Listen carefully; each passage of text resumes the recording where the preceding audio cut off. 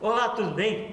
Programa Rafael Agudo de Violência Zero, a Hora do Basta, tem a grata satisfação de receber na programação de hoje uma personalidade ilustre que há mais de 20 anos trabalha com resgate, ou seja, no antiviolência. Pastor Amaury Santos Mortimão, como vai? Bem-vindo. Obrigado por essa oportunidade. Pastor, conta para nós como que o senhor entrou na área de resgate e que experiências o senhor tem, há quanto tempo já vem amadurecendo nessa ideia, o senhor tem conhecimento e um relacionamento internacional e é bom que nossos telespectadores aprendam e assimilem e também façam parte. Muito bacana aí, amigos da TV Relacionamento, estamos mais uma vez aí, né, batendo esse bate-papo e falando de todos os projetos sociais.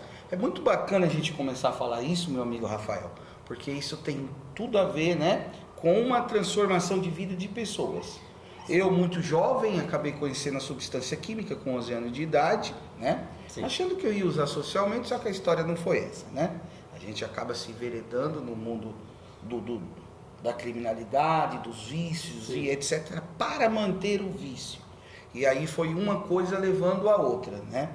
Aí quando menos espera, você está afundado no mundo da criminalidade, e aí os anos vão passando, deixei a casa da minha mãe, da minha família, fui morar num ponto de tráfico, e daí as coisas só foram cada vez mais se afundando. Mas aí eu decidi um momento, um despertar, depois de muitos anos, de ver muitos amigos perderem a vida, de ter passado por várias vezes pela morte, uma das vezes até em tanto colocaram a arma na minha cabeça, apertou o gatilho, não sei. Aliás, é uma eterna ameaça, né? Que você vive beirando a morte, né? Sim, não? Eu costumo falar que você anda pelo vale da sombra da morte, literalmente, né? Não tem para onde fugir disso, porque quando você se envolve no mundo da criminalidade, automaticamente você, para manter o seu vício, o mais incrível é isso, porque muitas vezes você tem uma boa instrução, pai e mãe fala, a família fala, mas quando você começa a usar a substância, você se transforma, eu costumo falar, num monstro. Porque você não tem amor nem pela tua vida e nem pelas pessoas que estão em volta, e vive escravo do vício, da dependência química. E é difícil a pessoa sair. Por quê? Porque aquilo dá uma sensação de prazer. Muitas das vezes você quer uma coisinha a mais, um carro da hora, a mina da quebrada, aquela coisa que o adolescente tem muito na cabeça e ele não tem noção do que vai acontecer. E até entanto, igual eu estava comentando, passar pelo vale da sombra da morte, às vezes chegar com a arma na cabeça, apontar e apertar o gatilho, não sair, tomar tiro, tomar facada, tomar paulada, tudo isso a pessoa ela tem que entender, porque se ela não parar enquanto há tempo e fugir das más companhias, mais cedo ou mais tarde isso é notório, acontece. E quantos que não perdem a vida? Sim. É violência chamando violência. Sim. É como um abismo levando ao outro, não para, e o processo é difícil, mas até entanto existe saída, sim, enquanto a vida há esperança. Enquanto houver vida, há esperança. E aí minha mãe já frequentava, né, uma instituição, e ali ela começou a aprender a se lidar com certas situações. Se antes ela chegava, me espraguejava, me xingava, isso, aquilo outro, ela começou a mudar de atitude, me incentivar, não, um dia você vai conseguir sair, um dia você vai ter força, um dia você vai conseguir superar essas dificuldades, e aí foi na hora que as coisas começaram a acontecer, porque eu vi que eu já estava no limite, já tinha passado por inúmeras situações, 16 anos deixei a casa do meu pai e da minha família, fui morar num ponto de tráfico, fiquei praticamente quase 10 anos nessa vida. E aí eu comecei a rever os conceitos, com muita dificuldade rever alguns conceitos. E aí foi quando eu falei, não, eu preciso mudar realmente. E aí começou um período difícil e complicado, que é o período de desintoxicação. Sim. Aí passei por um período de desintoxicação de 7 meses, e depois tive uma oportunidade de morar dentro de uma igreja, e lá eu fui me fortalecendo. E nesse período foi um período de trabalho assistido ou dentro da própria casa? Na verdade, os períodos de desintoxicação foi dentro da casa da minha mãe, e indas e vindas, porque tinha muita recaída. Sim. Né? ficava 4 semanas, 5 semanas bem, daqui a pouco ficava outras perdido, mas aí foi um trabalho bem difícil e agudo. Só que aí a gente já começou a entender, a compreender, porque quanto mais sóbrio você tem, você anda, quanto mais você consegue raciocinar melhor. Sim. Porque a substância ela rouba, ela rouba todos os princípios. E aí eu comecei a entender, eu falei, poxa, é assim o processo? É. E aí quando eu vi que eu estava desintoxicado, que eu já estava melhor e tudo, entendeu? E passando por alguns processos espirituais e tal, Sim. de ter comunhão, de saber quem é o Criador e etc. Então ali eu falei, realmente o caminho é por aqui. Porque eu via outras pessoas que também passaram pelo processo e estavam bem. Sim. Eu falei, então o caminho é esse.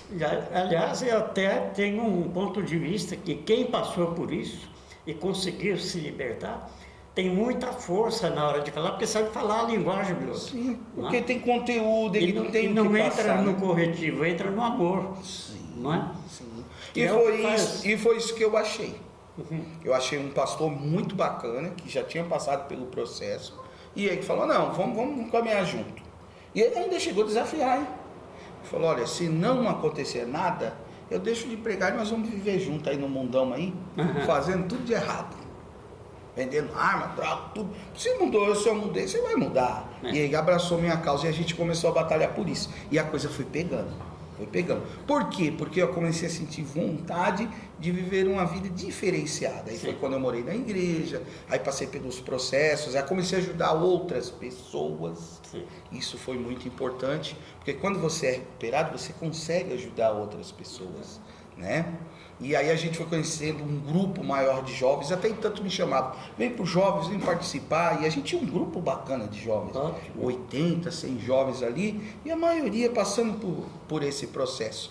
Aí foi quando a gente já começou a montar uns grupos, inclusive na época era um grupo chamado Dose Mais Forte, na época um nome bem impactuante. E desse grupo a gente começamos a fazer cursos profissionalizantes. Vamos lá, como? Pelo Senad, Secretaria Nacional Antidrogas, a gente fez o curso, pelo Senad.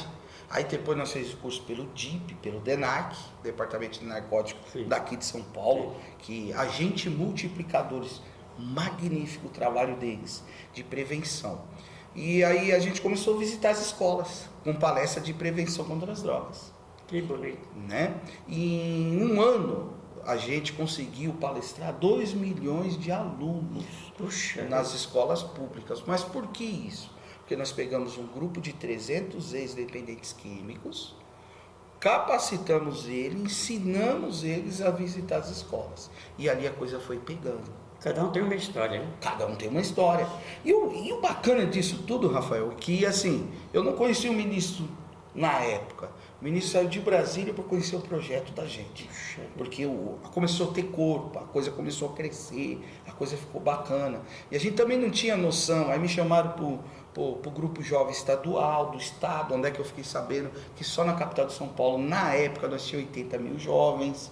Nós levamos 5 mil jovens para São Bernardo do Campo, fizemos uma ação social. Em cima dessa ação social foi levado alimentos para as clínicas de recuperação, daí que a gente arrecadou alimento. E a gente começou a internar e fazer o trabalho, intensificar o trabalho. Porque o grupo vai crescendo, a coisa vai crescendo, vai intensificando. Depois 30 mil jovens para o Pacaembu e para finalizar nós levamos 120 mil jovens por parque ecológico, aqui. Sim. Então, assim... Naquela época ali eu tinha muita força o grupo jovem, os líderes, as pessoas, e sem contar que dentro desses grupos tinha o Se Liga 16 que tirava a documentação do jovem, o Jovem Nota 10 que dava curso profissionalizante, entendeu? Aí tinha cultura que fazia toda a parte de teatro, dessas coisas. Tinham também, né, o Dose Mais Forte que tratava de dependentes químicos e tinha o esporte com todas as modalidades de esporte. Aí com o tempo nós fazia virada esportiva, virada cultural com os jovens, entendeu? E foi um trabalho muito bacana. Só que aí, como é uma instituição religiosa, com o decorrer do tempo troca o quê? A liderança. Aí trocou a liderança. E nisso daí o trabalho deu aquela modificada, né? Aí ficou muito fechado dentro da própria igreja. E eu continuei. Em 2009 eu abracei a causa e eu comecei a fazer o trabalho constante nas escolas. Porque é um trabalho absolutamente desprendido de qualquer outro valor. Né? Sim, sim, inclusive é um terceiro setor, é o que eu vivi, então aquilo me dava cada vez mais força. Em 2009 eu comecei a fazer um trabalho independente, onde que eu ia lá, fazia palestra de prevenção contra as drogas, tudo direitinho. Em 2014 eu recebi uma homenagem na Câmara Municipal aqui dos Vereadores, recebi a primeira homenagem, né, muito bacana e tal, e quando foi 2015 me chamaram para ser embaixador do esporte e da prevenção às drogas do estado de São Paulo, foi condecorado, entendeu? Aí me perguntaram, quantos alunos você fez? Na época nós tínhamos feito 30 escolas. Sim. E cada escola tinha aproximadamente 5 mil alunos. E se a gente calcular 5 mil alunos por 30, dá aproximadamente 150 mil, é isso? É. Então, poxa, 150 mil, você tem noção disso? Eu falei, porque é um trabalho voluntariado. Nas minhas horas vagas eu vou lá e faço um trabalho. E aí foi quando, não, você vai ser condecorado embaixador do esporte e da prevenção às drogas. Na época eu não entendi muito e continuei fazendo e tudo. Tinha um vereador que era muito amigo nosso, né? Era como um pai para mim. Eu praticamente fiquei 12 anos com ele e eu não entendia certas horas dele sumir e eu ficar sozinho, mas depois eu comecei a entender que realmente ele estava me discipulando. E aí, em 2015 a gente recebeu essas homenagens. Em 2017 eu tive a honra de receber um relator da ONU, que veio aqui para me dar algumas orientações e criar alguns mecanismos diferenciados do que eu estava muito, sabe, em alguns setores que não era para mim estar tanto em cima daquilo ali. E aí foi quando a gente seguiu algumas diretrizes vindo da Organização Mundial da Saúde, até entanto da ONU também, né, das Nações Unidas. E a gente já começou a mudar o mecanismo, né? Aí foi quando a gente conheceu o mundo sem drogas, conhecemos a história dos direitos humanos. Então, são tudo cartilhas que ao mesmo tempo a gente recebe as informações, a gente tem as cartilhas também para fazer curso para outras pessoas também. Já é uma conexão internacional. Já é uma conexão internacional, entendeu? Então a coisa foi pegando. E hoje a gente trabalhamos em vários setores, comunidades terapêuticas e etc. Temos um projeto chamado Juventude contra o Crack. Esse Juventude contra o Crack é a nível nacional. Então hoje nós temos representantes na Bahia, Cuiabá, inclusive mandar um forte abraço para o meu amigo Jorjão, faz um trabalho excepcional lá, entendeu? Na Bahia também. Temos aqui em São Paulo em torno de 8 municípios. Todos esses projetos que vão, tem um projeto de lei dentro da Câmara Municipal onde é que faz o trabalho de prevenção, entendeu? Então, aí eu fico imaginando, pelo tempo e tudo, quantas pessoas que não são alcançadas. A gente muitas vezes não tem noção, né? Mas muitas das vezes a gente tem uma ideia de quantas pessoas, igual esses dias, tem uma comunidade terapêutica. E nós batendo um papo lá e tal, eu falei, sabe quantas pessoas a gente passa por ano? 100 pessoas, quantas são recuperadas? Então aí começa a aparecer aquela curiosidade, né? E isso acaba prevenindo, fazendo um trabalho diferenciado. Então acho que aí a raiz é isso, é a prevenção, é levar as pessoas a conscientização, a entender e aos poucos a gente resgatar o máximo de pessoas possíveis, né? E como que o senhor vê o comportamento da sociedade diante do assunto drogas? Olha, dependendo do lugar que você chega, dá um impacto. Sim, não vou falar que não, que ainda mais quando você fala de uma pessoa que foi recuperada, que passou pelo processo difícil, muitas das vezes a sociedade ainda ela tem aquele pé atrás ainda. Olha, mas será? Sim. Será que mudou? Mas por quê? Porque a gente sabe que o índice de recuperação é muito pouco, né? Referente a tantas pessoas que tem. Hoje, praticamente toda a família tem um dependente químico, né? Hoje, quando a gente fala de São Paulo, a gente fica até estarrecedor de saber que tem 80 mil pessoas na rua. E a maioria por causa de substância química, entendeu? Quando a gente fala substância, a gente está falando do álcool, do cigarro, as drogas lícitas e ilícitas. Então, tudo, e o que leva, né? Sim. A saúde mental doentia, porque fica à margem da sociedade. Então tudo isso é estarrecedor, e principalmente quando começa essa época do frio. O que, na sua opinião, é importante de ser feito para que a sociedade aprenda a lidar por esse caminho do amor, por esse caminho da inclusão, não da rejeição, para buscar a recuperação? Porque histórias a gente conhece muito. Muitas. Né? Eu estava comentando aqui nos bastidores com o pastor, uma mulher que chegou para mim e disse: olha, o senhor não fala para ninguém, mas quando eu saio para trabalhar, eu tenho que deixar minha filha amarrada com corrente em casa. E nesse exato momento ela está acorrentada, porque se eu deixar ela solta, ela rouba tudo que eu tenho em casa para comprar drogas. Eu gostaria de depois, até entanto, a gente fazer um outro programa e falar referente a isso, porque eu passei por isso muitas vezes. E eu tirei muitas pessoas da corrente nessa trajetória. E eu acho muito bacana a gente falar isso. Eu não sei a que ponto está hoje, mas nos próximos programas a gente pode debater sobre isso, né? Olha, dentro de tudo que o senhor contou, que me sensibilizou bastante pela sua presença já na comunidade internacional, dentro de resgate. O senhor está convidado a participar conosco do Instituto Violência Zero, da televisão Relacionamento, que nós estamos encabeçando para que a sociedade faça a parte dela. E fazer parte não é entregar para alguém cuidar, não. É chegar mais perto, ver como que é feito, entender que há uma chance de ser revertido isso. Isso aqui, olha, dá um abraço aqui. Né? Obrigado, meu amigo.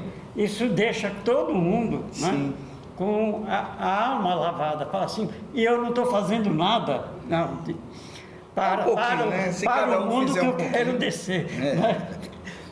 Entendeu? Obrigado mais uma vez aí. Obrigado pela sua participação. Obrigado. Até a próxima TV Relacionamento.